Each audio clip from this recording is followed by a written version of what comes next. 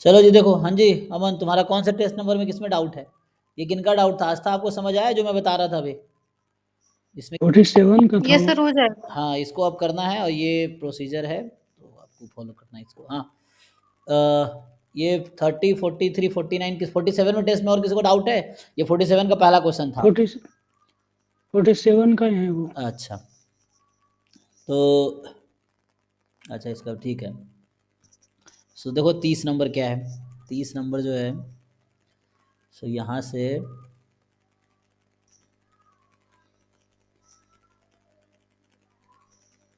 30 कह रहा है कि x1 x2 xn is a random sample normal mu sigma square, इसमें ऐसा दिख रहा है म्यू सिग्मा स्क्वायर, ठीक है ना। s है 1/n-1 summation x i minus x bar whole square का रूट है। तो बताओ e ऑफ s की पावर क्या लिखा हुआ है? k। तो एक काम करो, k को 1 रख दो, कोई दिक्कत के नहीं है। है। हाँ, तो k को 1 रख दो। तो e ऑफ s कितना होता है? फॉर्मूला पता है? तो फॉर्मूला है एक्चुअली, तो बुक में मिल जाएगा इजीली। जैसे e ऑफ एस स्क्वायर हम ई ऑफ लोग, एस स्क्वायर सिग्मा स्क्वायर होता है। हाँ e ऑफ s क्या होगा? तो ये तुम्हें फाइंड करना है, तो ये उस फॉर्मूले से आ जाता है n-1 s square by sigma square का। ये याद रखना बेटर रहेगा, वरना हर बार कैलकुलेट करोगे मुश्किल है। का स्क्वायर n-1 होता है क्योंकि सैंपल हमारे पास क्या है x1 x2 xn। सो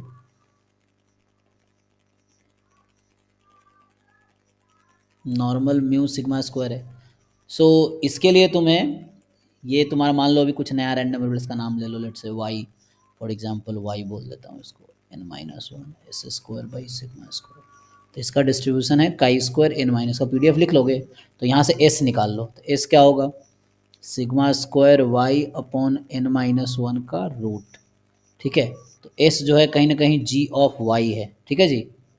और y का डिस्ट्रीब्यूशन क्या है, समझ आ रहा है? y मैंने किसका नाम रखा है? इसका n-1 स्क्वायर।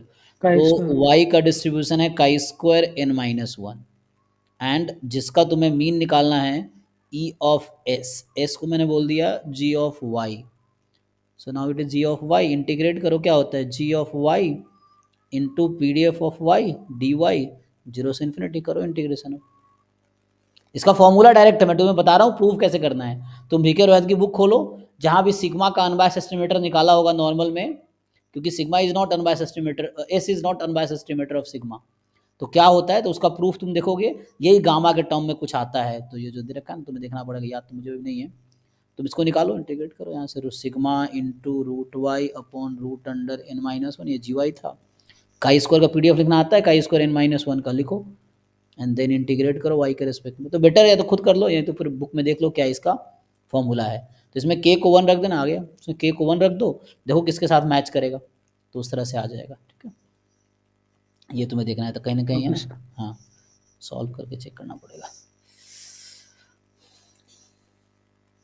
30 के बाद जो है 43 में क्या है? इसमें काई स्क्वायर के आरएथ मीन से जल्दी हो जाएगा। अच्छा, उससे भी कर सकते हैं। तो काई स्क्वायर के अरिथमेटिक, ठीक है, आप उसे सॉल्व करके भेज दो ग्रुप में, बाकी है ना उससे हेल्प हो जाएगा। तो ये भी एक अप्रोच है, कई सारे अप्रोच है ना, आप काई स्क्वायर का अरिथमेटिक निकालेंगे तब भी हो जाएगा, तो हो सकता है जी। 43 में क्या है जी? X Y be the I I D random variable each having normal 0 1, है ना। तो जिनको भी लगता है कि दूसरा अप्रोच है, आप सॉल्व करके ग्रुप में भेज सकते हो, उससे क्या बाकी लोगों का हेल्प हो जाएगा। ये तो X Y I I D है नॉर्मल 0 1, तो कैलकुलेट एक्स, आसान तो है। Given x minus Y something, ये कुछ मिसिंग है यहाँ पे। Given X plus X minus Y is what, equal to something होगा, या तो given X is equal to Y हो, ये समझ आता है, या X X minus Y is equal to something, what is that something, वो मिसिंग है, मतलब ये क्वेश्चन इनकम्प्लीट है ना। गिवन है ना, यहाँ पे बीच में गिवन का ही साइन लग रहा है, तो इसका मतलब है, बताओ भाई। सो गिवन वाले कुछ तो गिवन होना चाहिए, या तो गिवन हो X is equal to Y, ये समझ आता है। चलो मैं X is equal to Y से करके दिखा देता हूँ, या ऐसा होगा एक्स माइनस वाई इज 1, तो उस तरह से 1 प्लस वाई हो जाएगा। तो अगर ये क्वेश्चन ऐसा होगा कि X Y I I D normal 0 1 है, तो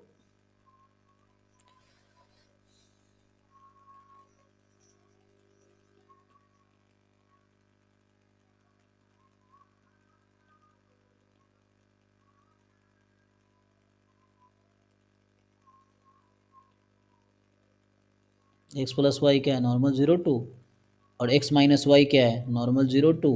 अच्छा, तो ये इसलिए ऐसा हुआ है। और covariance between X plus Y and x minus Y क्या होगा, 0। तो इसका मतलब ये समझ आया। ठीक है, क्वेश्चन कोई दिक्कत नहीं है। तो इसका मतलब ये हुआ कि लाइक 0 है ना, तो if and only if normal में होता है x plus Y and x minus y are independent. तो इंडिपेंडेंट है, तो हमसे पूछा गया है E of x plus y की power 4 given x minus y. जैसे ये वैसे ही जैसे होता है ना E of x given y, ये इस टाइप का कुछ है ना। तो जैसे जनरली ऐसा लिखा होता है, इसका मतलब है कि X given capital Y is equal to small Y type, हम इससे हम लेते हैं। तो ये क्या होगा, अगर एक्स वाई इंडिपेंडेंट है तो ई एक्स के इक्वल है। तो मुझे पता है कि X plus Y X minus Y independent है, तो क्या गिवन है इससे कोई फर्क नहीं पड़ेगा क्योंकि वो इंडिपेंडेंट है। तो this is X plus Y power 4। अभी निकाल पाओगे, फॉर्मूला होता है इसका, हाँ सर, ये हो जाएगा। लगाओ। 1 × 3 हाँ सिग्मा थ्री पावर 49, टू हाँ एम। उससे आ जाएगा।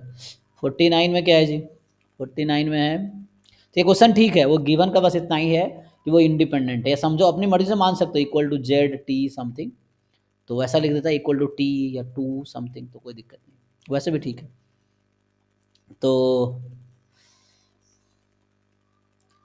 49 क्या है कि let X Y be independent random variables, the range of X, X का रेंज दे रखा है 1 2 3, रेंज ऑफ वाई है 1 2। So x Y independent random variable है, range of x is 1 2 3, range of y is 1 2, and it is given that probability है ना 3 पे 0.5, x Y 4 2 पे 0.18, प्रोबेबिलिटी वाई 2 0.60। तो कंप्यूट करो ये, तो ये बीच में फिर से कोई साइन होगा, देखो भाई तुम लोगों को सिखा रहा है कुछ, यहाँ ऐसे ही आ रहा है या कुछ इक्वल टू आ रहा है, something equal to more than less than, कुछ ऐसा होगा। तुम्हारे में क्या आ रहा है भाई अमन इसमें, ये x माइनस वाई बीच में 3 दिख रहा है, ये कोई सिंबल होगा जो कि मेरे में तो रीड नहीं हो रहा, इसमें हो रहा है। सर लैपटॉप नहीं है मेरे पास अभी। अच्छा, तो बाकी लोग देखो जिनके पास है एक्सेस, ये क्या दिख फोन रहा है, में सेम दिखा रहा है। तो कुछ तो होगा, इक्वल टू होगा, लेस देन होगा, मोर देन होगा, ऐसा होगा। तो ग्रेटर देन इक्वल टू है। अच्छा, ग्रेटर इक्वल टू है ना, यहाँ पे वो उसमें रीड नहीं कर रहा, ठीक है। तो X Y independent random variable है, एक्स का सपोर्ट ये, वाई का ये, और पीएमएफ दे रखा है, जॉइंट दे रखा है ना, क्या कर रखा है ये, तो कहाँ डाउट है भाई, इसमें तो आसान लग रहा है, ग्रेटर इक्वल टू है ये 3 की जगह, तो फेवरेबल आउटकम ढूंढ लो, हो गया, क्या दिक्कत है। एक्स का जो तो इसमें जो सपोर्ट, पॉइंट दिया है हाँ जी जी, सर वो तो दिया है, वो नहीं ना, वो 4, 2 दिया हुआ है। कहाँ था? हाँ वो जॉइंट है एक्स वाई का। फोर तो अच्छा, 4 नहीं है ना रेंज में एक्स तो की। फोर तो इक्वल ले ही नहीं रहा है। अच्छा एक्स का सपोर्ट ही नहीं है 4, ओके ओके, तो यहाँ दिक्कत है, तो 0.18 क्यों किया है। सो प्रोबेबिलिटी एट 3 है 0.5, 2 एक्स में 3 पे, 4 2 नहीं हो गया, तो फिर ऐसा होना चाहिए, हाँ 4 2 का क्या मतलब है, 4 तो है ही नहीं सपोर्ट में, एंड y का 2 पे है 0.6, तो y का 1 पे हो जाएगा 0.4, तो y का तो ओके है, x का 3 पे 0.5 है, तो मुझे लग रहा है 2 पे होना चाहिए, ऐसा होगा कि प्रोबेबिलिटी ऑफ y एट 2, ऐसा होना चाहिए, इसको करेक्शन की ज़रूरत है। ठीक है, इसको भेजता हूँ, ये करेक्ट करेंगे इस क्वेश्चन को।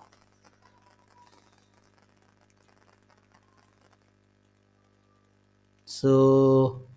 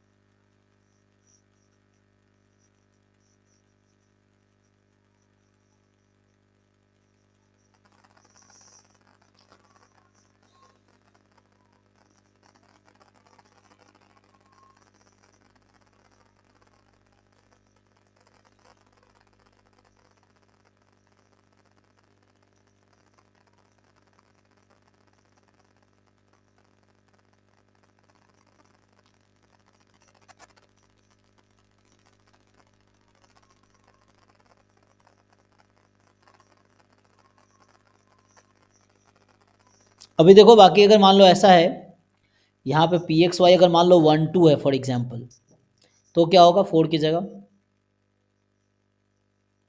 तो हो पाएगा, इंडिपेंडेंट है तो 1 and 2, तो y का 2 है पता है तो 1 का आ जाएगा, तो हो जाएगा फिर। देखो क्या आता है इससे। 4 तो नहीं होगा ना, 4 की जगह मुझे लगता है 1 होगा, तो 1 को उसने 4 किया होगा, किसने 1 ऐसे लिख दिया होगा, टाइप इसने गलत किया होगा, जैसे ना प्रोबेबिलिटी कुछ लगता है ना 1 ऐसा है 2, तो वो 4 समझ लिया होगा ना ऐसे, तो ये है, तो वो तो इंडिपेंडेंट है, तो x@1 y@2 यही है, सो x@1 and y@2। सर अब रहने दीजिए, 1 पे चेक नहीं किए थे, 3 सोच के कर रहे थे तो नहीं हुआ था। हाँ 1 पे देखो हो जाएगा इससे फिर, तो इससे आ जाएगा 1 करके देखो, तो यहाँ पे जो देखो क्या आता है,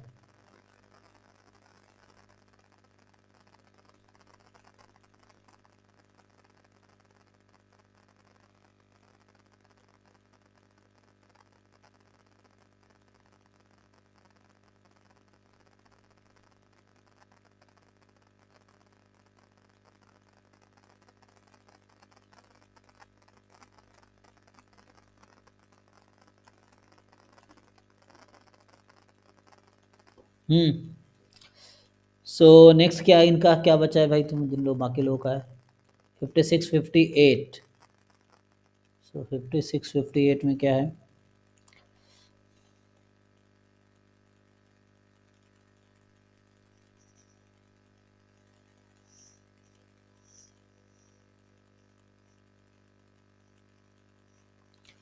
कि y1 y2 yn with the order statistics of a random sample size and from continuous which is symmetric about its mean mu।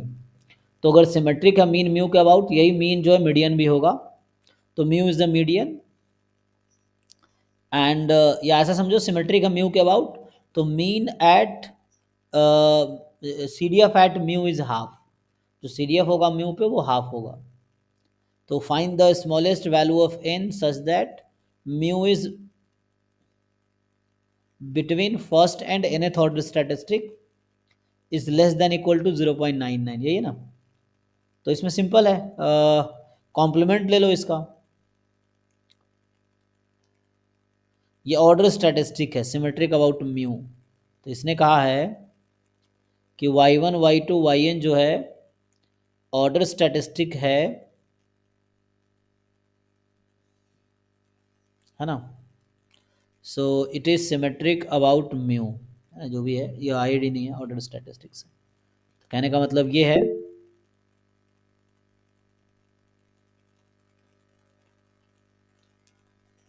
तो मान लो ऐसा है देखो y1 जो लिखा है ना इन्होंने x ऑर्डर 1 लिखा है, y2 जो है सेकेंड ऑर्डर स्टैटिस्टिक्स है, yn जो है nth ऑर्डर स्टैटिस्टिक है, ये है। अब यहाँ पे जो मिलेगा तुम्हें ना, तो यहाँ से नाउ कि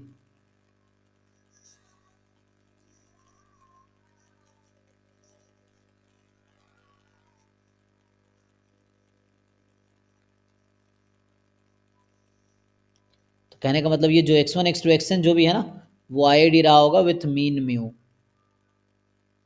तो इसका मतलब है मीडियन भी म्यू होगा, तो C D F at mu is half.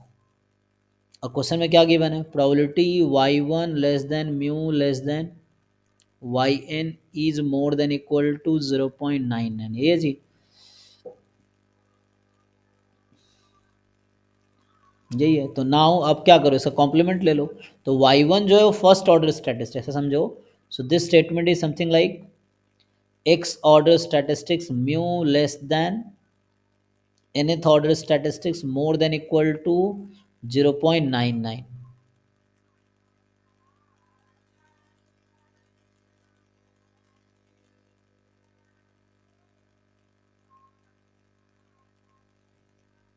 ठीक है। सो नाउ करो सॉल्व से कॉम्प्लीमेंट ले लो, क्या दिक्कत है, कॉम्प्लीमेंट लोगे तो 1 माइनस, अब सोचो क्या होगा कि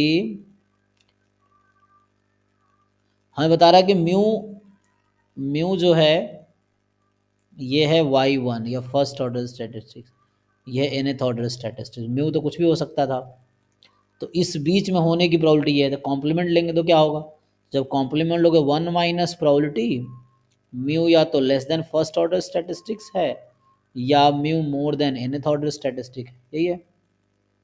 सो ऐसा आ गया 1 minus probability mu less then x1 minus probability mu more than xn, and this probability is more than equal to 0.99। तो यहां से सिंपली सॉल्व कर लो, है ना। तो नेगेटिव वाले को राइट में ले जाओ। सो यहां से आ जाएगा mu less than first order statistic plus mu more than nth order statistic, this is less than equal to, इसको तो लेगा ना, नहीं लेस देन इक्वल टू ना, ठीक है। एंड 1 माइनस 0.99 कितना होगा, 0.01, ये हो गया। अब इसको ठीक से लिखो, तो ये कुछ ऐसा हो गया, first order statistics more than mu plus nth order statistics, इस चीज़ को रिपीट कर रहा हूँ, कुछ नहीं बस, है ना। यहाँ था म्यू लेस देन x1, तो हमने उल्टा कर दिया कि x1 मोर देन म्यू, और यहाँ से आ गया जो है मेरे पास nth ऑर्डर से less than mu. So now यहाँ से क्या करोगे, है ना, first order statistics more than mu है, तो मतलब मिनिमम मोर देन म्यू है, तो each xi will be more than mu, तो probability x1 more than mu इसकी पावर n हो जाएगी। nth order statistics less than mu, तो nth ऑर्डर स्टैटिस्टिक्स क्या है, मैक्सिमम है, तो मैक्सिमम लेस देन म्यू, तो ईच लेस देन म्यू होगा, तो यहाँ पे होगा x1 तो एक फर्स्ट रैंडम वेरिएबल की बात कर रहा हूँ, power n less than equal to 0.01। अब ध्यान से देखो ये क्या लिखा हुआ है। सो चूंकि म्यू वॉज द मीन और सिमेट्रिक था ये, तो म्यू मीडियन भी है, तो मोर देन म्यू होने की probability half, less than mu होने की प्रोबेबिलिटी हाफ, तो डायरेक्टली क्या हो गया, हाफ की power n less than equal to 0.01। अब निकाल लो n क्या होगा, तो यहाँ से 2 टाइम हाफ की पावर n लेस देन 0.01, तो ऐसा कुछ हो गया 2 की power n minus 1 less than equal to 0.01, तो यहाँ पे 2 की power n plus 1 n minus 1 more than equal to 100 हो जाएगा। अब देखो स्मॉलेस्ट n क्या रखोगे ताकि जो इसको सेटिस्फाई करे, 1 2 3 4, बताओ सबसे छोटा n ऐसा क्या है जो इसको सेटिस्फाई करेगी, 1 सेटिस्फाई करेगी, नो, तो what is the smallest n that satisfy this, 7। तो 7 रखेंगे तो 2 की पावर 6 होगा, 2 की पावर 6 कितना होगा, 8 होगा, 8। है ना, तो n को 8 रखना पड़ेगा कम से कम, मतलब n माइनस 1 को 7 रखना पड़ेगा ना, सो n माइनस 1 को 7 रखना पड़ेगा, तब जाके 2 की पावर 7 जो है आपका 128 होगा, नहीं हाँ 128 ना, फिर कितना 32 64, तो n को 8 रखना पड़ेगा मिनिमम, तो मिनिमम n जो है, तो यहाँ से ये समझ आया कि n is more than equal to 8 होने चाहिए, सो स्मॉलेस्ट वैल्यू इज 8। देख लो, तो कुछ नहीं किया, कॉम्प्लीमेंट लिया, जस्ट मैंने ये बोला था म्यू इसके बीच है, तो हमने कॉम्प्लीमेंट ले लिया, तो कॉम्प्लीमेंट लिया तो कॉम्प्लीमेंट को बाहर कर दिया, घटा दिया, इसको माइनस कर दिया 1 में से, तो बीच वाला बचा, ये है, एन ऐसे आ जाएगा, ठीक है।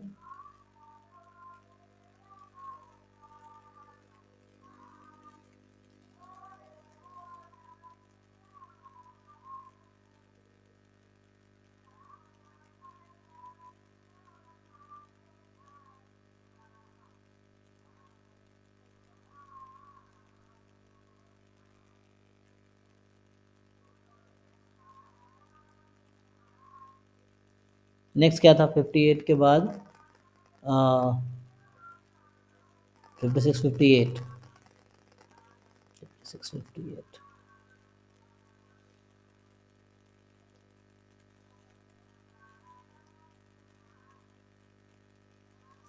"25 individual consist of 10 married couple are to be seated at 5 different tables with 4 people at each table."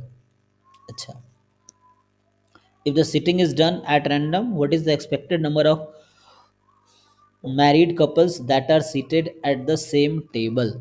Okay, तो क्या बोलना चाह रहा है कि 20 इंडिविजुअल है, मतलब 10 कपल्स हैं, है ना, married couples are to be seated at 5 different tables, so 5 table है और आपको 20 लोगों को बिठाने हैं, ईच पे 4 बैठेंगे।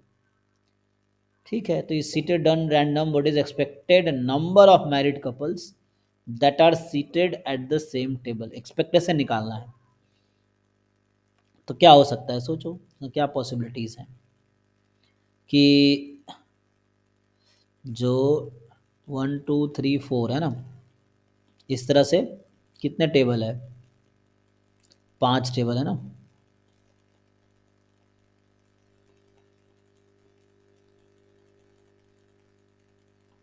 ये है,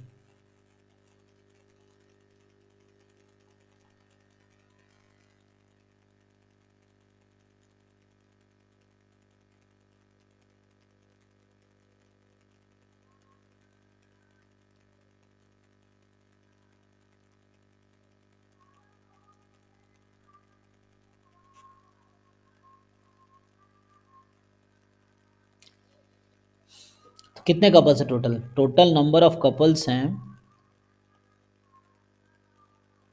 10। तो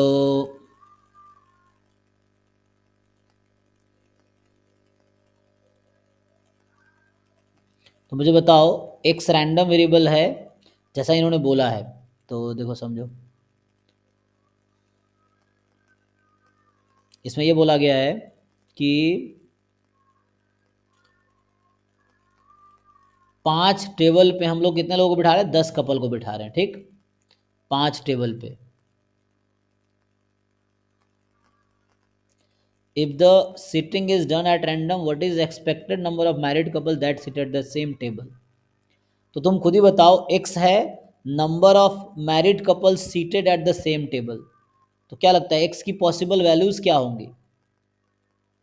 x is number of couple seated at same table. तो question is what is support of x, what is range of x, कितने कपल 0 1 2 जी है ना। सो इस पे 0 1 2 तीन ही पॉसिबिलिटी है। एक टेबल पे या तो एक भी कपल नहीं होंगे, या एक हो सकते हैं, या फिर, है ना।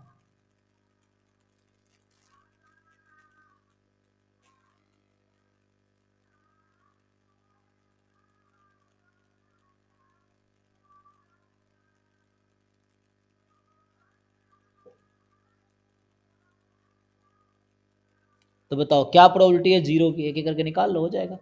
इसमें क्या ही करना है, डिस्क्रीट है ना ये, तो ऐसा होगा कि 0 1 2, सो प्रोबेबिलिटी निकालो 0 पे 1 पे 2 पे, फिर ये x ये p x, तो इससे आंसर आ जाएगा, है ना। तो ऐसा आ जाएगा।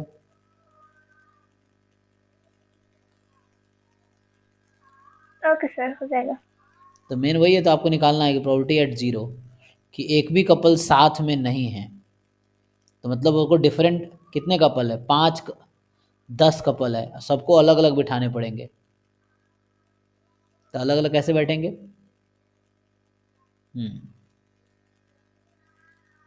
20 लोग हैं ना, तो एक टेबल पे 4 लोग हैं, 5 टेबल है।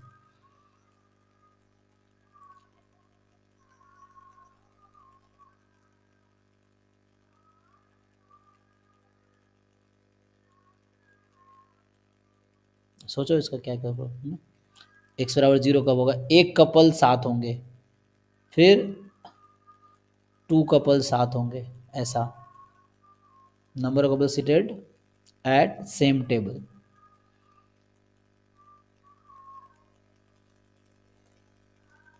एक टेबल का सोच के जनरलाइज करो, ट्राई करो तो फिर पूछो ये। सो नेक्स्ट जो है, सो ये था,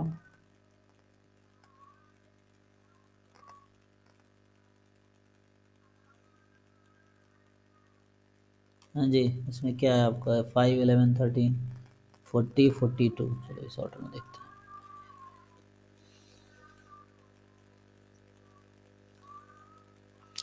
A positive real number, a point is chosen at random on the line 0, a. The point x divide intervals 0a into sub interval 0 to x, x to a। ठीक है, Find the probability that largest of these two subinterval is at least double of the size of the smallest subinterval.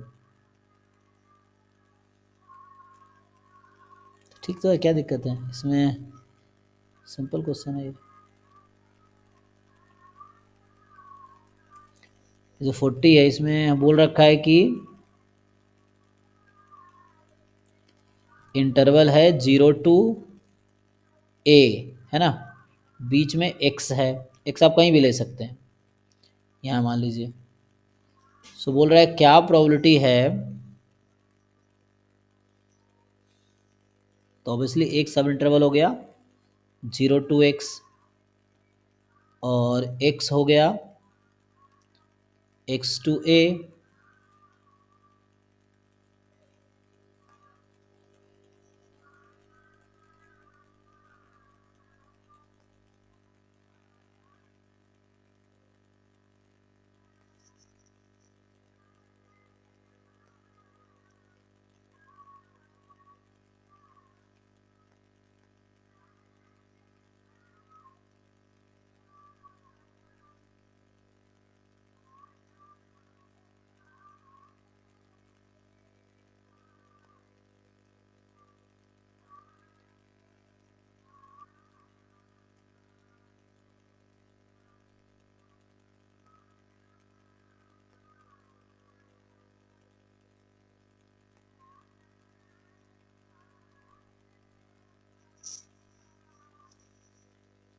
तो length क्या होता है interval का, length निकालोगे, दो case है। तो इसमें क्या होगा कि लाइक इंटरवल I1 का जो लेंथ है, मॉड में तो लेंथ लिख रहा हूँ, x है, इंटरवल I2 का जो लेंथ है वो a माइनस एक्स है। अब इसमें दो केसेस हैं, पहले तो ये डिसाइड करना पड़ेगा कौन सा लार्जर है कौन सा स्मॉलर है, तो वो इस पर डिपेंड करेगा, है ना। तो पूछा है कि find the probability that largest of this two is at least double the size of the smallest. तो अभी के लिए समझो कि यहाँ x है, a माइनस एक्स है, तो ये पूछना चाह रहा है कि maximum of x comma a minus x is more then 2 time minimum of, ठीक है। सो ये क्वेश्चन है x comma a minus x, निकालो भाई, क्या दिक्कत है इसमें, दो पार्ट में हो जाएगा ब्रेक। एक E1 केस हो जाएगा कि जब x बड़ा है a माइनस एक्स से, E2 केस है जब x छोटा है a माइनस एक्स से। तो E1 का मतलब हो जाएगा 2x more than a, x more than a by 2, E2 x less then a by 2। Theorem of total probability लगाना आता है, लगाओ। ये a इवेंट है, मान लो ये प्रोबेबिलिटी ऑफ a है, let's say this is a, so it can be written as E1 intersection a plus E2 intersection a, या इसी को अलग करोगे तो E1 into a given E1 plus E2 into a given E2, ऐसा होगा। तो इसी से करो सॉल्व, क्या दिक्कत है इसमें। एक केस मान लो कि x की वैल्यू जब मान लो लेस देन a बाई 2 है, एक केस ये हो गया, और दूसरा केस है जब x की वैल्यू a बाई 2 से a में है। तो जब x की वैल्यू 0 से a बाई 2 में है तो x छोटा हो गया, तो a माइनस एक्स बड़ा होगा। सो a minus x is more then 2 time x, और यहाँ जब x a बाई 2 से a में है तो x बड़ा हो गया, तो x more than 2 time a minus x. जिनको डाउट निकालो भाई प्रोबेबिलिटी, सब ट्राई नहीं कर रहे हो, ट्राई करोगे हो जाएगा, क्या ही है। सो x बिटवीन यहाँ से आ गया 0 टू a बाई 2, इसको भी सिंप्लीफाई कर लो, तो यहाँ से आ गया x less then a by 3, intersection लिखो।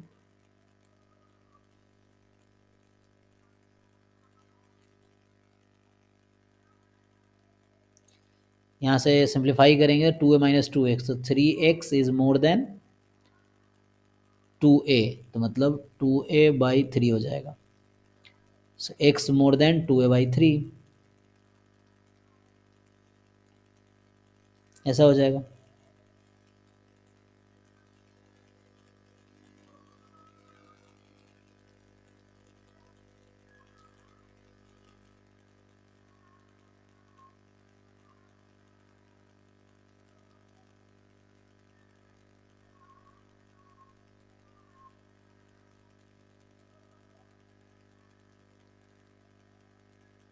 कर पाओगे जी आगे, जिनका डाउट है? यस सर, हो जाएगा अभी।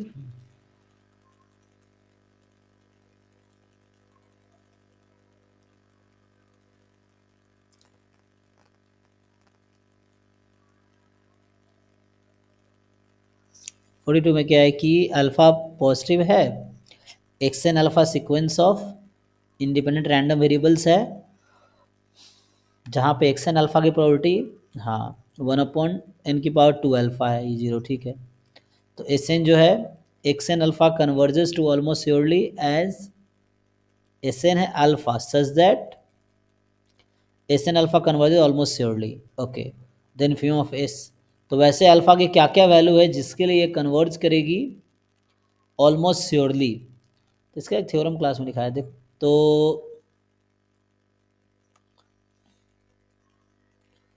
इसका ये हो रहा था कि यहाँ पे मेनली जो रिजल्ट आता है कि एक्स एन अल्फा जस्ट एक नोटेशन है, this is 1, so 1/n⁴ alpha, वही एक्स एन अल्फा 0 है तो 1 माइनस बोल रहा है x N alpha converges almost surely to some random variable, ऐसा समझिए।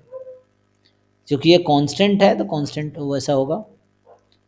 तो बताओ कि अल्फा क्या क्या है, क्वेश्चन ये है कि ऐसा क्या क्या अल्फा होगा कि it will converge almost surely, कहाँ कन्वर्ज करेगी? तो ये देखना है क्योंकि 1/n² कन्वर्ज करती है 0 पे, है ना।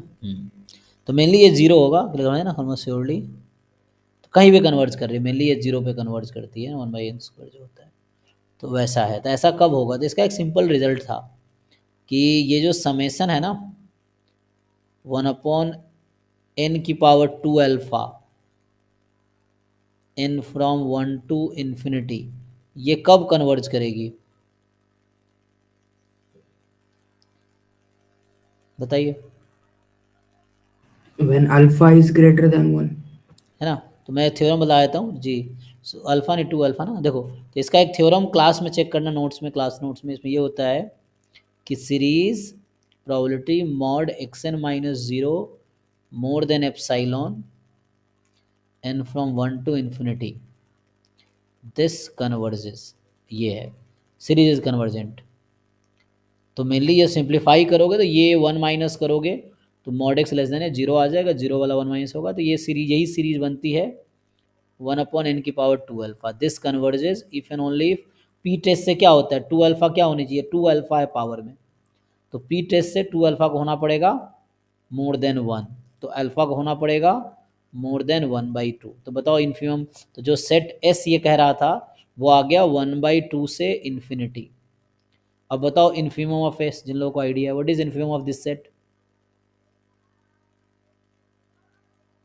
List of greatest lower half. Bound, greatest half, तो हाफ आंसर इस क्वेश्चन का। तो इन्होंने 0.4 लिखा है मे बी इसलिए क्योंकि तो यहाँ तो लोअर लिमिट होता है ना 0.4 से 0.6, ऐसा इसका बाउंड होगा, मतलब आंसर का रेंज होगा।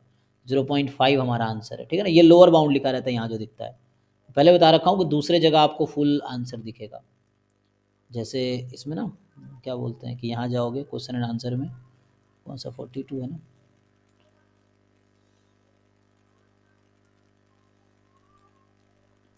यहाँ क्या रेंज रखा देखते हैं, है ना 0.4 से 0.6 दिख रहा है ना, तो हमारा आंसर 0.5 आया है, तो इन्फिमम में 0.5। ठीक है जी। सो इसके बाद जो नेक्स्ट क्वेश्चन है 42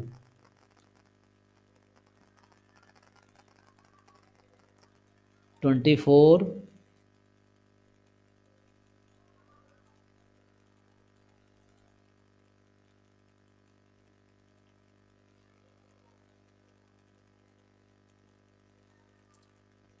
24 में x1 x2 xn are ID random variable with this e⁴ जो कि mgf है। तो बोल रहा है x का जो mgf है वो लेस देन है ये तो कुछ ऐसा नॉर्मल 0 सिग्मा स्क्वायर का दिख रहा है, उससे कम है। तो बताओ x मोर देन t क्या होगा। ये ना ऐसे आउट ऑफ सिलेबस से कोई स्टेटमेंट है, कौन सा थ्योरम होता है ये थ्योरम का स्टेटमेंट है एक्चुअली। तो ये जैम के सिलेबस में इनइक्वालिटी जैसे है, कई सारी इनइक्वालिटीज होती हैं, तो ये भी वन ऑफ द इनइक्वालिटीज ही हैं, ठीक है। और नाम मैं भूल गया, जैसे जैम के सिलेबस इस तरह से है नहीं प्रूफ करने वाला, लेकिन तुम ऐसे ट्राई कर सकते हो एक पर्टिकुलर एग्जाम्पल लेके, जैसे इसने कहा है ना तो लेस। इसमें अप्रोच कैसे करेंगे ये बता दीजिए। हाँ थ्योरम है तो प्रूफ लिखना पड़ेगा। अप्रोच क्या है कि जो जनरल स्टेटमेंट होते हैं उसका प्रूफ लिखना पड़ता है, तो आपको प्रूफ लिखना पड़ेगा इसका, क्योंकि ऐसे क्वेश्चन तो है नहीं फिक्स सॉल्व कर लोगे। तो जो थ्योरम के जनरल स्टेटमेंट्स हैं उसका प्रूफ लिखना पड़ेगा ये।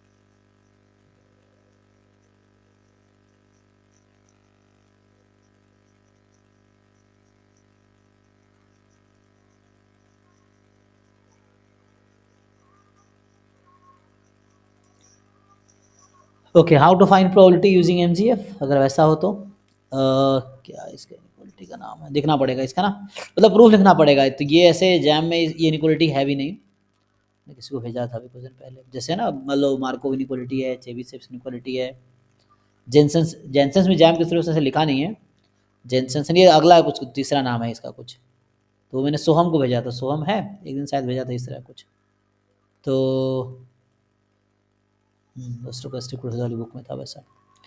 तो देखता हूँ इसका, तो अभी प्रूफ मुझे भी नहीं आता, तो इसका देखते हैं फिर, तो नेक्स्ट देखते हैं। सो सर 30, मेरे पास है सॉल्व इसका प्रूफ। हाँ इसको भेज देना, ग्रुप में भेज दो ना रैंकर वाले में, तो यहाँ से आ जाए। रैंकर 1 पॉइंट में। हाँ कोई भेज दो जिस ग्रुप में, भेज दो, बाकी कुछ सारे ग्रुप में भेज दो जिसमें तुम हो, कोई बात नहीं, देख लेंगे अपना जिनका होगा डाउट। ओके सो 13 जो है, x with random variable in form over -2 and 2, z एक नया रैंडम वेरिएबल है, तो बताओ क्या होगा। क्या दिक्कत z? सर हाँ इसमें जो जेड जेड बराबर -1 पे मतलब वो नहीं आ रही, 1/4 वैल्यू नहीं है। अच्छा, जैसे z बराबर -1 पे क्या आएगी, आपको क्या लगता है z बराबर -1 कब होगी? तो जब x हाँ, और x लेस देन π/4 क्या होगी, यूनिफॉर्म -π/2 π/2 में।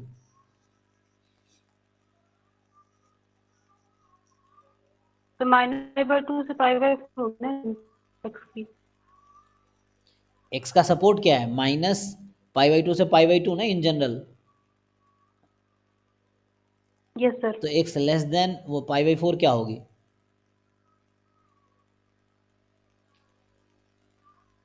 तो -π/2 से π/4। जी मैडम ये कह रहे हैं कि x हमारा है यूनिफॉर्म -π/2 से π/2, तो PDF ऑफ x हो गया 1/π, जब x की वैल्यू -π/2 से π/2 में। अब आपको चाहिए z बराबर -1, जैसा आपने कहा z -1 तब है जब x लेस देन π/4 है, तो आपको पता है कैसे निकालते हैं प्रोबेबिलिटी, -π/2 से π/4 ये कितना आ रहा है, जितना आएगा वही सही होगा, ये निकालिए। ये सर ऐसे ही किया था। हाँ कितना आया आपका, ये 1/4 + 1/2 हो जाएगा, ये कितना आ गया? तो 1/4 नहीं आ रहा था बस। जी जी, यहाँ तो ज़्यादा आ रहा है ना। Yes sir.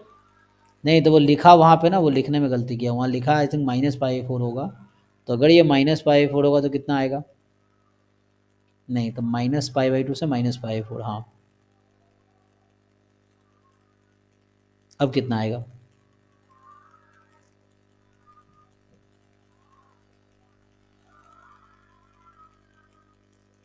ये आ जाएगा, तो 1/4 आ जाएगा। तो यहाँ बस है ना करेक्शन है एक्चुअली।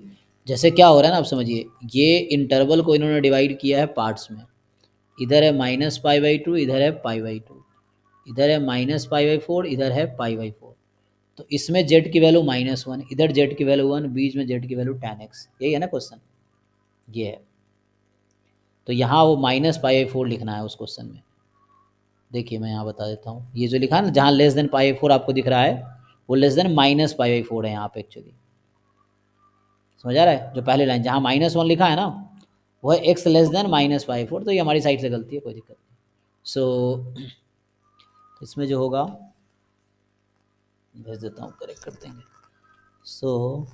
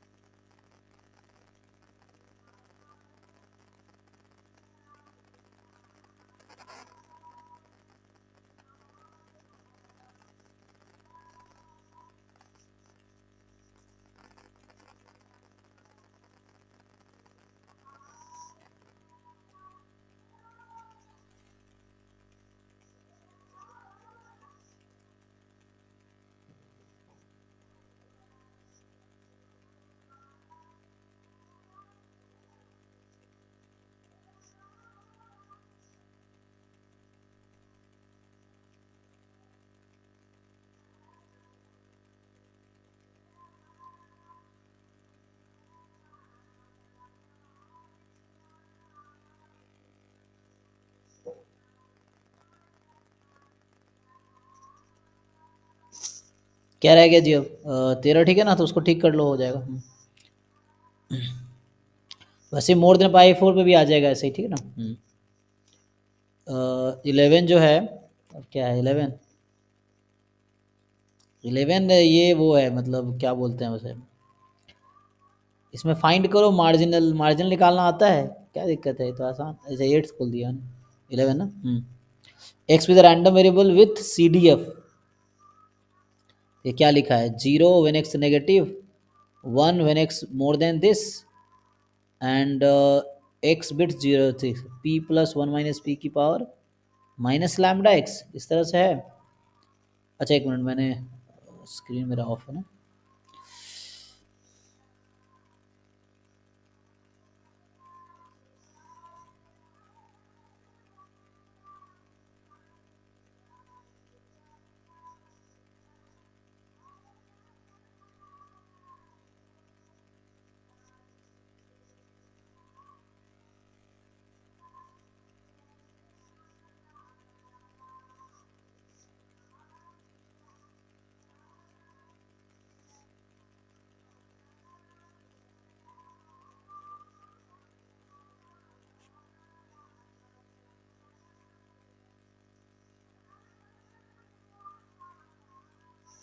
ये ना, तो पूछ क्या रहा है, find the mean of x, तो CDF से मीन कैसे निकालते हैं?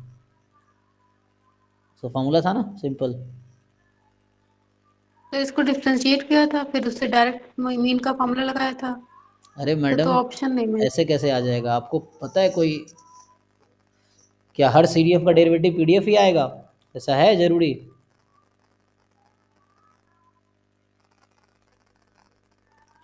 मॉक टेस्ट 48 कल डिस्कस होगा, अभी मैं ही डिस्कस करूंगा कल, ठीक है, क्योंकि अभी इसी में टाइम खत्म हो जाएगा आज का, 47 में ही। बताइए आप, क्या हर CDF का डेरिवेटिव PDF होता है? ऐसा तो नहीं है। डिस्क्रीट में CDF का डेरिवेटिव PDF तो नहीं आएगा, या मिक्स में भी नहीं आएगा। तो हाउ डू यू नो ये कॉन्टीन्यूअस है? सिर्फ कॉन्टीन्यूअस में CDF का डेरिवेटिव PDF होता है, तो यहाँ तो नहीं आएगा, ये है ना, फिर कैसे तो करोगे? हम्म, CDF से डायरेक्ट मीन वाला फॉर्मूला हो तो उससे। लगाइए, उससे आ जाना चाहिए, उससे जो भी आएगा वही सही होगा। 0 से infinity non negative random variable है ये लगाइए आप, इसको ब्रेक कीजिए 0 से 4 में, और 4 से इन्फिनिटी में तो आपका 1 माइनस 1 ऐसा आ जाएगा, है ना, ये हो जाएगा।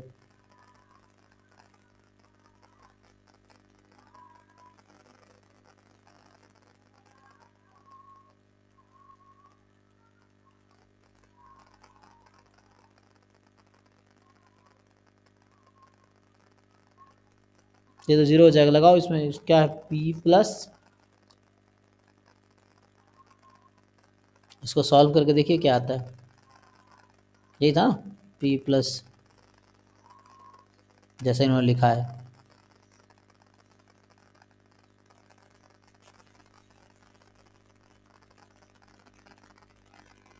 देखिए क्या आएगा यहाँ से, बताइए, तो ऐसा कुछ आ रहा है 4p प्लस 4 माइनस पी की पावर माइनस लैम्डा एक्स, मतलब पहले में होगा ना px करेंगे, फिर वही बाद में यही आएगा ना लैम्डा एक्स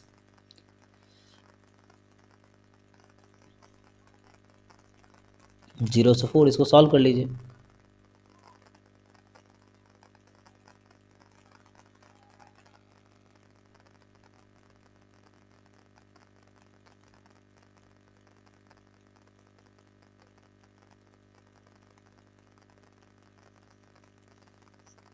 सॉरी है ना लैम, हाँ, तो यहाँ से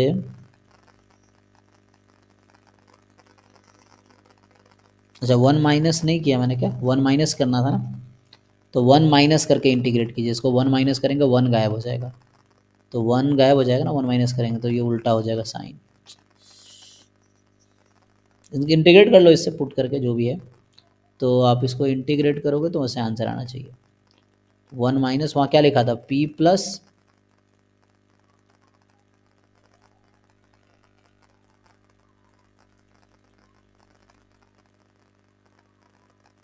तो ई के प्लेस पे पी है वहाँ पे। ये ना इसको इंटीग्रेट कीजिए, कितना आता है?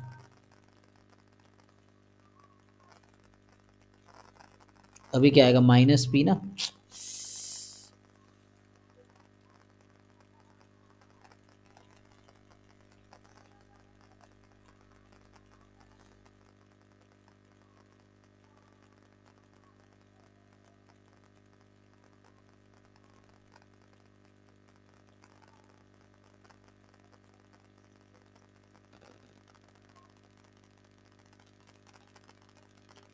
करो 0 से 4 में कितना आएगा?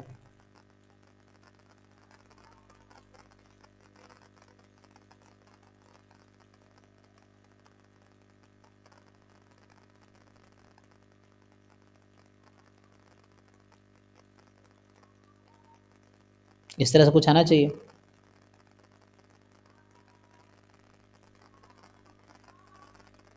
ठीक है, ये हो जाएगा।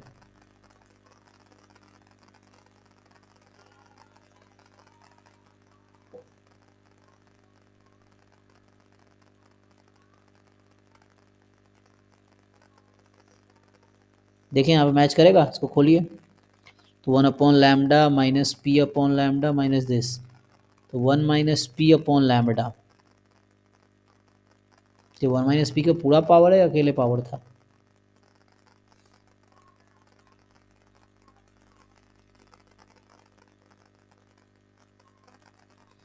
ठीक है, इस फॉर्मूले से जो आएगा वही आंसर सही है। ठीक है, तो इस तरह जो आ रहा है आप इसमें देखिए क्या कॉमन निकाल सकते थे हम लोग। 1 बाई लैम्डा कॉमन ले सकते हैं, तो 1 बाई लैम्डा कॉमन लेंगे तो क्या बनेगा, वो बनेगा क्या, तो इस फॉर्मूले से ना जो आंसर आएगा वो सही है आपका।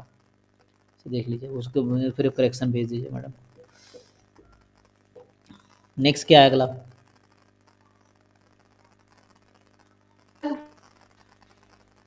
सर जी, सर आपने जो सॉल्यूशन कर ओपन करी।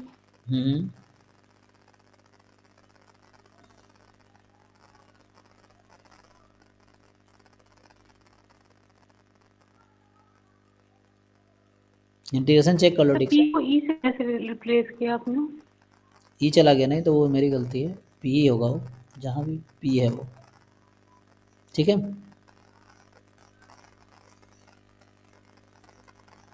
सर ऑप्शन में किसी में भी मतलब पी नहीं आ रहा, ई आ रहा है।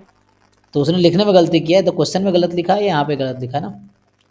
मतलब जैसे क्वेश्चन में जो आप कह रहे हैं ना, वो कहाँ गया 11 ना, इसमें क्या किया है, जैसे ऑप्शन में इन्होंने 1 माइनस ई कर दिया है, तो यहाँ मुझे लग रहा है पी की जगह ना ई होगा, जो इन्होंने लिखा है ना क्वेश्चन में, लिखने में गलती किया है क्वेश्चन में।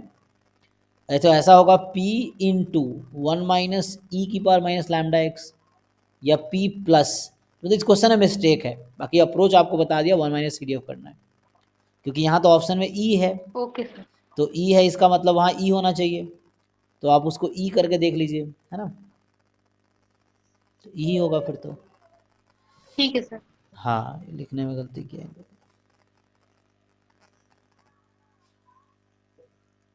वो लिखने में मैं भी कई बार है ना, सिली मिस्टेक्स होते हैं, वो ध्यान से अपना कैलकुलेशन करना आप, उसको ठीक करो।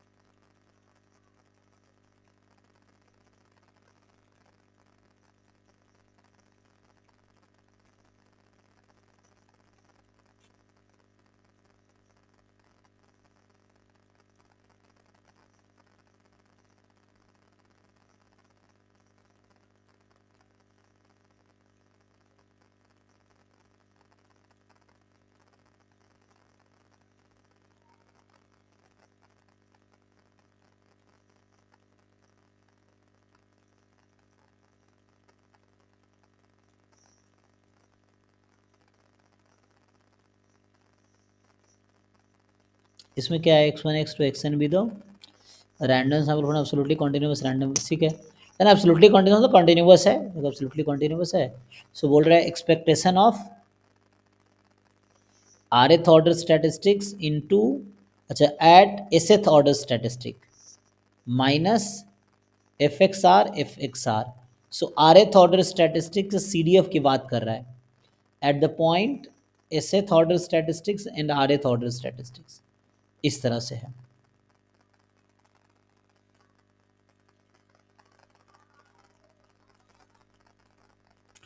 तो CDF of any random variable क्या होता है, यूनिफॉर्म 0 1 ही होता है ऐसे तो।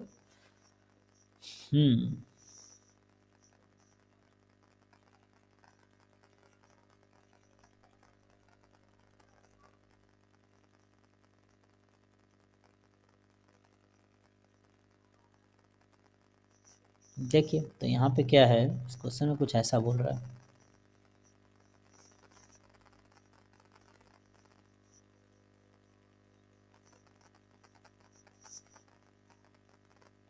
इस तरह से ये आईडी रैंडम वेरिएबल है। आपसे पूछा गया rth ऑर्डर स्टैटिस्टिक्स में XS minus rth order statistics के CDF में, यहाँ पे भी है rth ऑर्डर स्टैटिस्टिक, ये कुछ ऐसा है समझिए। अब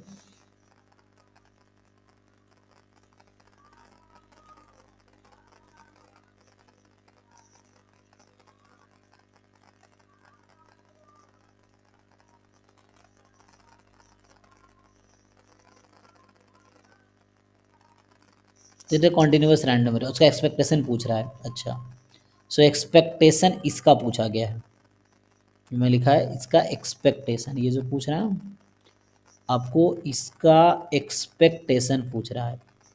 सो बताइए एक्सपेक्टेशन में क्या होता है, CDF तो यूनिफॉर्म 0 1 होता है, तो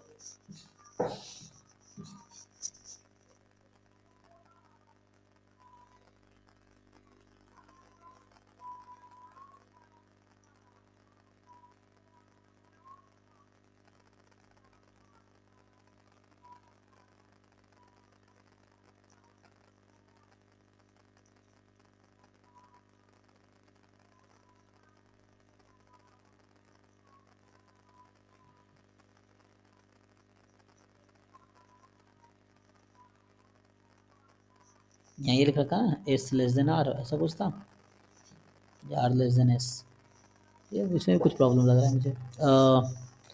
R लेस देन S ना, R लेस देन S, सो R लेस देन S।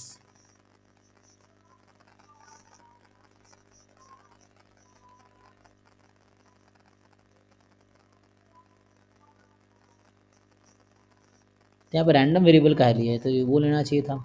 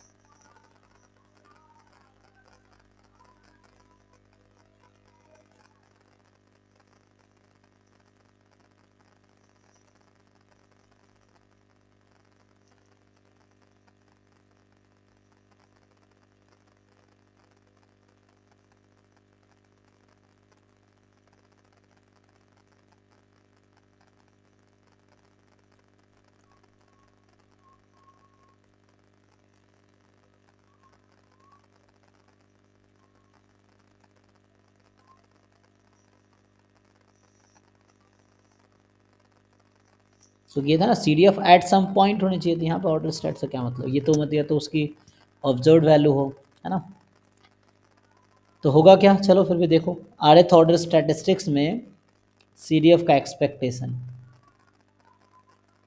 तो एक CDF तो किसी भी रैंडम वेरिएबल का हो ना, हम लोग ये जानते हैं कि दिस विल बी यूनिफॉर्म 0 1, है ना, ये है।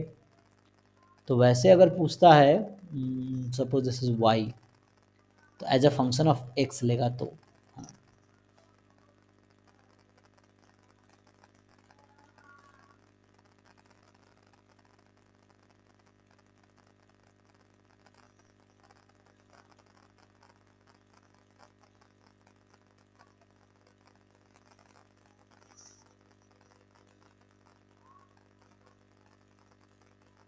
इसमें n+1 कहाँ से आएगा, है ना, कहीं कुछ भी होगा तो लाइक ये कोई नंबर है लेट्स से, है ना, तो CDF वैसे तो फिक्स टाइप का 1/2 टाइप का कुछ आ जाएगा, या यहाँ से अगर आप अलग अलग निकालोगे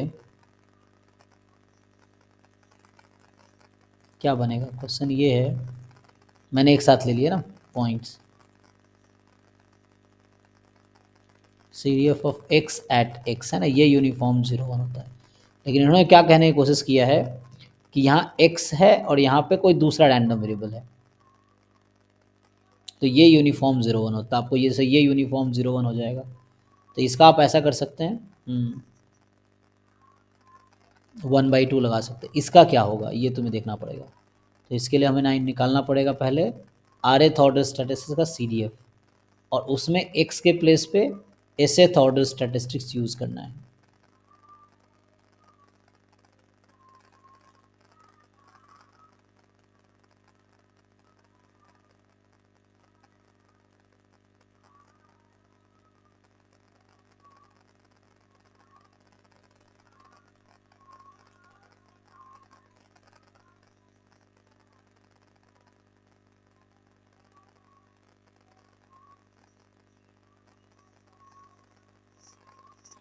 मुझे तो कुछ क्वेश्चन में इनकम्प्लीट सा लग रहा है कुछ, कि क्या CDF एट दिस, यही कुछ क्वेश्चन सही लिख रहा हूँ ना, एट दिस, तो CDF में यहाँ rth ऑर्डर स्टैट्स है, पॉइंट sth ऑर्डर स्टैट्स है, और इसका आपसे एक्सपेक्टेशन पूछ रहा है।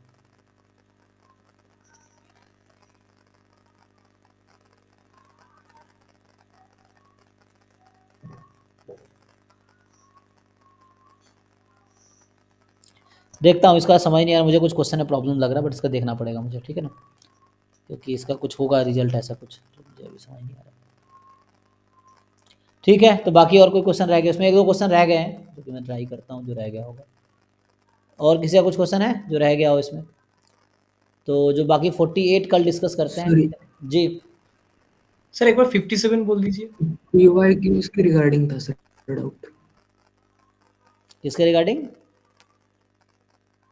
PYQs। PYQ में डाउट है, क्या डाउट हाँ है सर, बोलो। ग्रुप पे डाल दो सर, सीक्वेंस एंड सीरीज का क्वेश्चन। जैम का या गेट का? जैम का सर। जैम का PYQ डिस्कशन ऑलरेडी हो चुका है, तुम कहाँ सो रहे थे जब करा रहे थे तब? सर मैंने अभी मॉक टेस्ट खरीदा है, मैं कोई पहले दिक्कत नहीं, ऐप पे रिकॉर्डिंग है सारे। जैसे अभी मॉक टेस्ट डिस्कशन अभी हम करा रहे थे, PYQ डिस्कशन कुछ दिन पहले कराया है, तो उस सबका वीडियो लेक्चर ऑलरेडी यूट्यूब पे उस पे है, ऐप पे है, ठीक है। तो आप उस हमारी टीम का नंबर है उस पर बोलो, आपको ऐप पे ऐड किया होगा ना रैंकर ग्रुप में, या पेड रिकॉर्डिंग बैच में हो, आप किसी ऐप पे किसी बैच में हो, हाँ सर हूँ। आपको मिल जाएगा। तो जो भी डाउट्स हैं पहले आप उस वीडियो सॉल्यूशन देखो, अगर वहाँ से क्लियर नहीं होता तब आप डाउट पूछना, क्योंकि एक ही क्वेश्चन मैं 50 बार अलग अलग बच्चों को नहीं बताऊंगा, ठीक है ना। तो पहले आपको जो सॉल्यूशन हमने जैम 2005 से 2024 तक के हर पेपर का डिस्कशन किया है अभी, है ना, उसका नाम हमने रैंकर्स 1 बैच रखा था, तो उसका ऐप पे ऑलरेडी रिकॉर्डिंग अवेलेबल है। तो आपके जो जो क्वेश्चन में डाउट है वहाँ जाकर देखो वो सॉल्व हुआ है कि नहीं हुआ है, अगर नहीं हुआ है तो फिर आप पूछ सकते हो, ठीक है। ये है, वैसे मैं PYQ ऐसे नहीं बताऊंगा, क्योंकि आप आज पूछोगे वही क्वेश्चन कल दूसरा पूछेगा, परसों वही क्वेश्चन तीसरा पूछेगा, तो एक ही क्वेश्चन को मैं 50 बार नहीं कराऊंगा, ठीक है। ये है, इसलिए हमने एक साथ डिस्कशन बैच रखा था। तो आप पहले वहाँ देखो, ऐप पे अगर नहीं मिलता है सॉल्यूशन तो आप पूछो, है ना। 11 अभी तो मैं घर पे हूँ, जनरली 11 बजे से डेली डाउट क्लास होती है, तो आप पूछ सकते हो, कोई दिक्कत नहीं है। बट अगर वहाँ नहीं कराया होगा तो, या आपको नहीं समझ आया तो बताऊँगा ज़रूर, लेकिन आपको पहले देखना होगा पहले मैंने कराया कि नहीं कराया। अगर वहाँ से आप कन्विंस हो जाते हो देन गुड, नहीं होते तो फिर आप पूछो, कोई प्रॉब्लम नहीं, ठीक है। ओके जी, देखो जिनका ये डाउट है 57 में क्या है, XY independent exponential random variable है, ईच हैविंग पैरामीटर दिस, तो ये पूछ रहा है एक्सपेक्टेशन ऑफ जेड बताओ। तो आप ये बताओ, ये तो क्या ही डाउट है, जैसे मान लो XY ना IID है, आइडेंटिकली डिस्ट्रीब्यूटेड है, ठीक है। अगर मैं आपसे पूछूं E of x plus Y upon X plus Y, ये कितना होता है?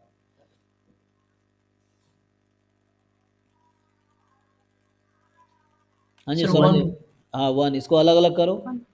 सो अगर आप अलग अलग करोगे तो क्या मिलेगा आपको, यह है 2 टाइम ई ऑफ,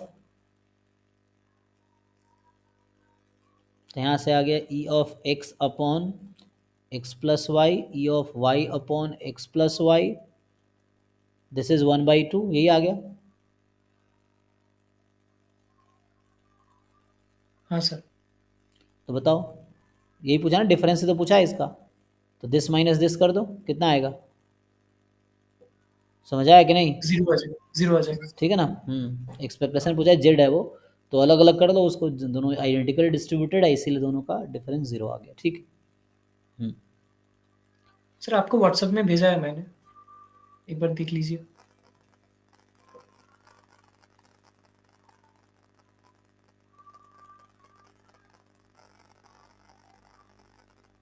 अच्छा, तो इसका जो है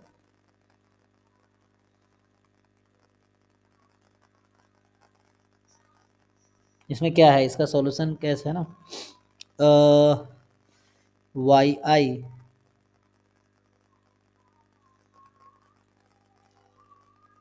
अच्छा, तो वैसा कह रहा है वो कि ऐसे थॉट स्टैटिस्टिक्स, तो पिछले क्वेश्चन जो मैं कह रहा था 5वें वाले का है ना, सॉल्यूशन उन्होंने भेजा है देखो।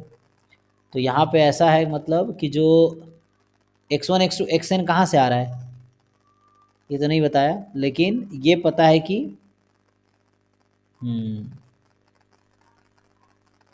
तो आप ये कह रहे हैं कि यहाँ पे क्या होगा, y1 है CDF ऑफ क्या, फर्स्ट ऑर्डर स्टैटिस्टिक, y2 है CDF of second order statistic, ऐसा, एंड yn है CDF of nth order statistic. तो as a random variable consider करेंगे,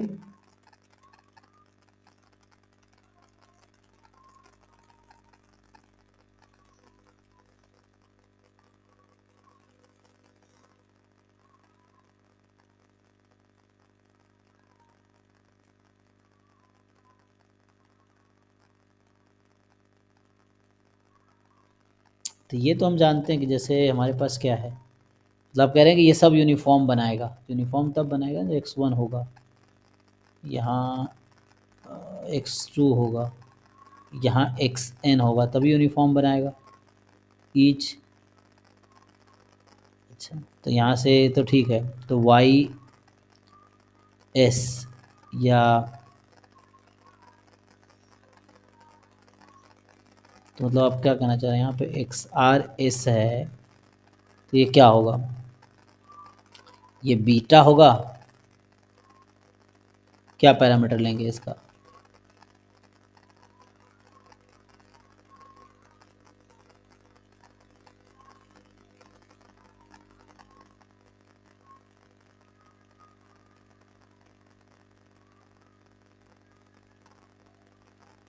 तो आपने इसको ऐसा लिया है s comma n minus S plus 1 and F x R, तो वहाँ n था r था, ओह, तो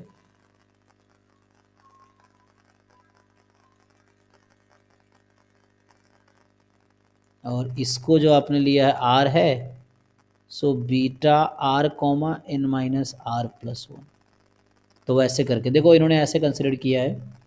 सो ये जो है ना first CDF of first second third fourth, तो यूनिफॉर्म 0 1 का एक सैम्पल बना लिया मान लो, तो ये जैसे ये कहना चाह रहा है कि इसको YS बना दो, इसको YR बना दो, है ना, इस तरह से, एंड ये इस पर डिपेंड कर रहा है, CDF तो हमेशा यूनिफॉर्म 0 1 होता है, ये जो पॉइंट ले रहा है उसके अकॉर्डिंग डिस्ट्रीब्यूशन बना रहा है जैसे इन्होंने बनाया, तो इसके अकॉर्डिंग ई ऑफ जो पूछा था हमसे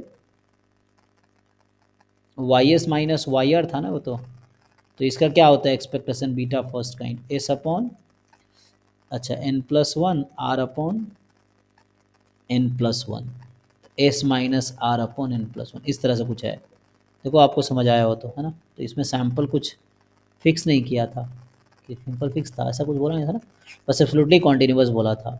तो मतलब ये है कि यहाँ बनाने की कोशिश आपने ये किया है कि ऑर्डर स्टैटिस्टिक जो है, मतलब CDF जो है एक्चुअली वो यूनिफॉर्म है, तो एक नया सैम्पल बना लो और ऐसा कुछ किया है, मे बी ये भी सही है, देख लो, दिस फाइन। हाँ ठीक है, थैंक यू। हाँ सो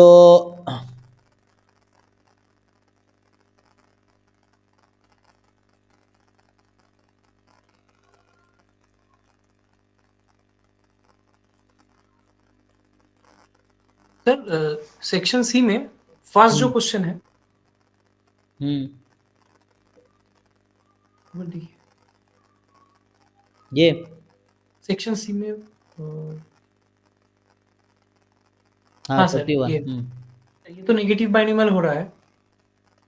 ओके P होगा 1/3, R होगा 100 हाँ और CLT यूज करके probability of x less than equals to 300 निकलने के लिए बोला है।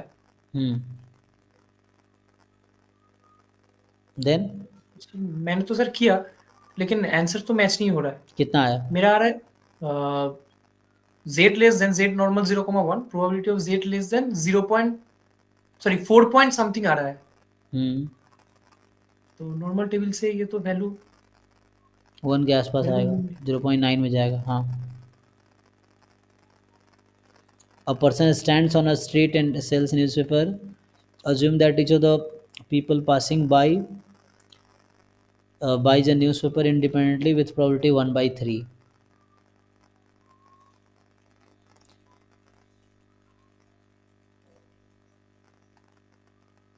Is no number of people passing, क्या लिखा है, past the seller during the time until he sells his first 100 copies of newspaper. अच्छा तो आर यहाँ 100 हो गया एंड और number of people success P हो गया। तो नेगेटिव बाइनोमियल कौन सा वाला नेगेटिव बाइनोमियल ले रहे हो आप, उस पर डिपेंड करता है ना। तो ये नंबर ऑफ ट्रायल वाला केस है। नंबर ऑफ ट्रायल में सपोर्ट कहाँ से स्टार्ट होता है? 1 से आर से, यहाँ ना, हाँ तो आर से स्टार्ट होगा। R तो equals यहाँ to पे 1 से नहीं नहीं, 100 से स्टार्ट हाँ यहाँ तो 100 से मीन कितना होता है इसका? R/P। हाँ तो अगर चलो जैसे आप कह रहे हो उसके अकॉर्डिंग ले हम negative binomial n comma 100 comma 1/3।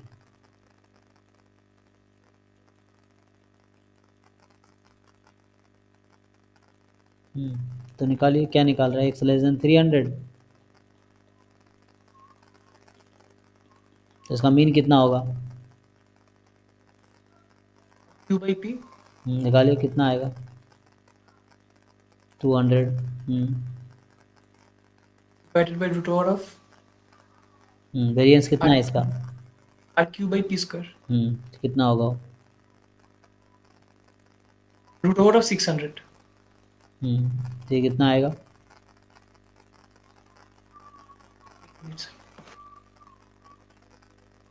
जो भी होगा, लेकिन ऐसा कुछ होगा ना। 10/√6 टाइप का हो गया। 4.0824। तो ये टेबल क्या कहता है? 4 पॉइंट का टेबल है?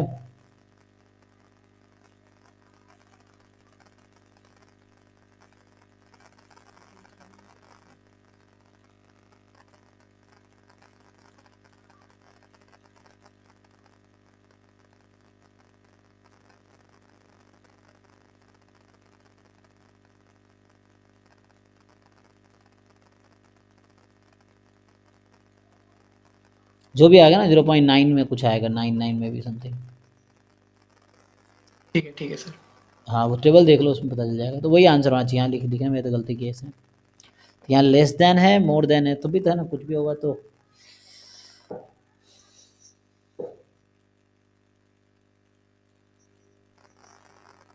। 53 में कोई फॉर्मूला है इजी टाइप का?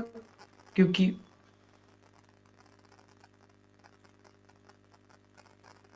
सर मैंने तो x का अलग सा पीडीएफ, y का अलग सा पीडीएफ लिखे वो वेरिएंस और variance x variance y use कर रहे थे। कोई दिक्कत नहीं, वैसे ही कर लो, है ना, क्योंकि इजी कोई फॉर्मूला नहीं है ना। नहीं, CDF निकालो ना, अगर y का CDF पता तो x का CDF आ जाएगा। हाँ y की डेरिवेटिव कैसे करके आएगा?